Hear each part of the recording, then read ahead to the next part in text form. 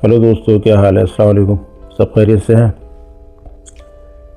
मेरी तबीयत काफ़ी दिन से ख़राब थी, इसलिए मैं गायब था, वीडियो नहीं आ पा रही थी।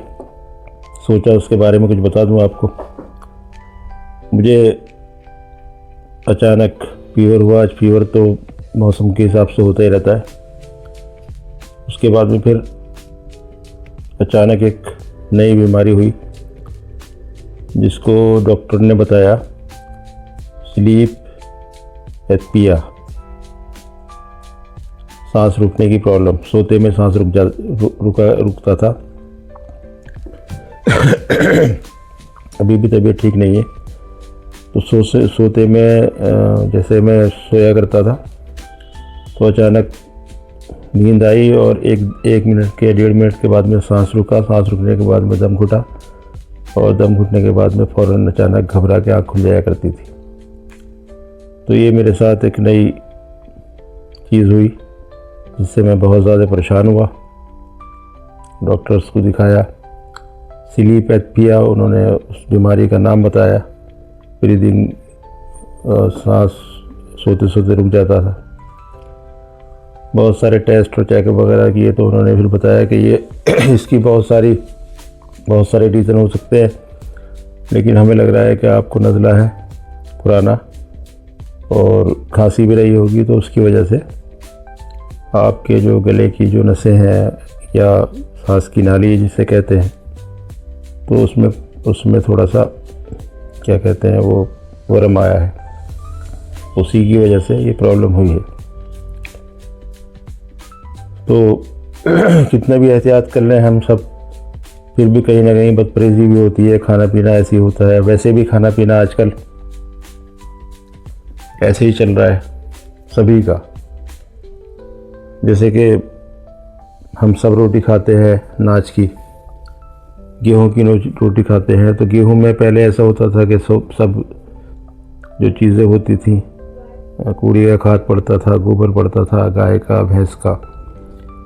आज ये कंडीशन है कि आज खाद और दवाइयों का इस्तेमाल होता है। खाद और दवाइयों के इस्तेमाल से होता यह है कि जो एक तो जो नेचुरल चीज़ें मिलती थी वो नहीं मिल पाती। फिर होता क्या है कि वो कहीं ना कहीं बीमारी पैदा करती हैं। उन गेहूं में की पैदावार होने के बाद हम जितना चाहें उनको धो लें और जितना चाहें उनको सुखा लें, लेकिन फिर भी असर कहीं ना कहीं रह जाता है। वही सब्जियों का मामला है। अभी ये 4-5 रोज़ में बहुत सारी चीज़ों का अंदाज़ा हुआ। जब एक चीज़ आपके साथ होती है, गुज़रती है, तो उसके बाद में पता लगता है कि एहतियात कितनी ज़रूरी है। तो अक्सर हम खाते हैं चीज़ों को, और बाहर का फास्ट फूड भी बहुत खाते हैं। बच्चे ख़ास तौर से, आजकल की नई जनरेशन बहुत ज़्यादा यूज़ करती है बाहर का फास्ट फूड। तो मेरा एक रिक्वेस्ट है, एक मशवरा है आप लोगों से कि आप अपने बच्चों को दूर रखिए फास्ट फूड से, क्योंकि घर में ही जो चीज़ आ रही हैं वही जेन्युइन नहीं है, और वो कहीं ना कहीं उसमें मिलावट ज़रूर है। आप मिठाई ले लें, आप कुछ और ले लें, यानी सब्ज़ी जो बहुत शुद्ध कही जाती थी, अब उसके बारे में ये सुना है, एक साहब मुझे बता रहे थे जो सब्ज़ी का काम करते हैं, कि हम लौकी में और तुरई में और बहुत सारे खीरे हैं, टिंडे हैं सॉरी बहुत सारी चीज़ों में वो भी किसी इंजेक्शन का, किसी दवाई का यूज़ करते हैं।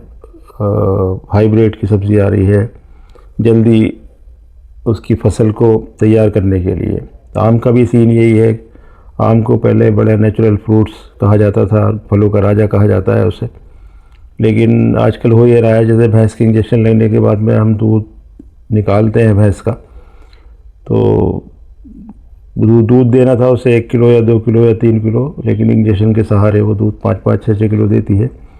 तो उसी तरह का ये चीज़ें इस्तेमाल करनी शुरू कर दी हैं। आम की फसल में भी कोई दवाई आती है उस तरह की जो पेड़ों पे लगाई जाती है, और उसके बाद में उस फसल को जो 2 साल में फसल जो आनी थी या 3 साल में फसल जो आनी थी, तो वो 1 साल में आ जाती है। अब इससे जो आम का बाग लेते हैं उन्हें बहुत फ़ायदा होता है।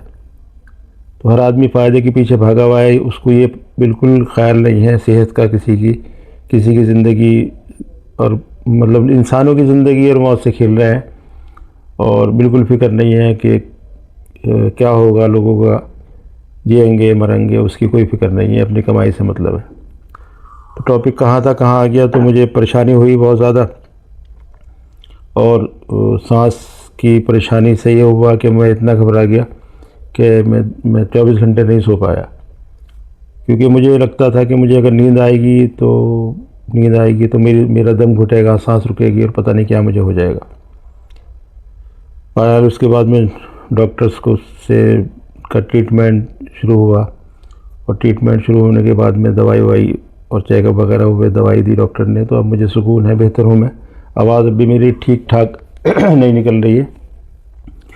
तो मेरे 4-5 रोज़ गायब होने की वजह यह है, मेरी कोई वीडियो, शॉर्ट वीडियो या किसी भी तरह का व्लॉग या किसी भी तरह का किसी प्रोडक्ट का रिव्यू वगैरह, इतनी सारी चीज़ें पड़ी है उसके लिए, तो वो नहीं आ सका।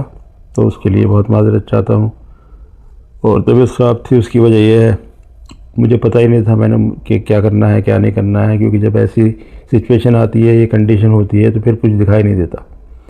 और सेहत सबसे बड़ा तोहफ़ा है अल्लाह की तरफ से जो दिया गया है, अनमोल तोहफ़ा है, उसकी कदर कीजिए, उसका ख्याल रखिए। ड्राई फ्रूट्स, अच्छे फ्रूट्स, सब्ज़ी, दाल जो, और ख़ास तौर से तेल का इस्तेमाल ठीक होना चाहिए। अगर आप गांव से बिलोंग करते हैं या गांव में आपके रिलेटिव रहते हैं, तो उनसे तेल मंगाइए, सरसों का, पीली सरसों आती है, वैसी सरसों आती है, उसका तेल मंगाइए जो ओरिजिनल हो।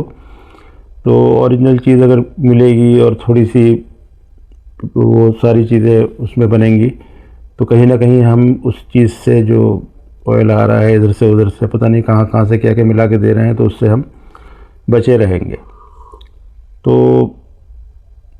तकलीफ़ होती है, तो उसके बाद में इन सारी चीज़ों का ख्याल भी आता है कि हमें क्या खाना चाहिए, क्या पीना चाहिए। फ़ास्ट फूड में आप चाउमीन खा रहे हैं, आप बर्गर खा रहे हैं, आप कुछ और खा रहे हैं, तो क्या यूज़ हो रहा है कुछ पता नहीं है, उसका अंदाज़ा नहीं है कुछ भी। ठेले पे कौन सा तेल यूज़ कर रहे हैं आपको बिल्कुल पता नहीं है, कितनी बार वो इस्तेमाल हुआ है या कहाँ से आया हुआ है, कुछ अंदाज़ा नहीं है। तो कोशिश कीजिए, अगर कुछ खाना भी है बच्चों को या बच्चों को कुछ खिलाना भी है, तो अपने घर पे बना के खिलाइए। और कोशिश कीजिए कि बच्चे अगर डिमांड करते हैं किसी चीज़ की, पिज़्ज़ा है, कोई और चीज़ है, तो घर पे बन सकता है बआसानी। अब तो यूट्यूब पे सर्च कर लीजिए, दुनिया भर की चीज़ें आती हैं। तो अपना बहुत सारा ख्याल रखिए, खुश रहिए, सलामत रहिए।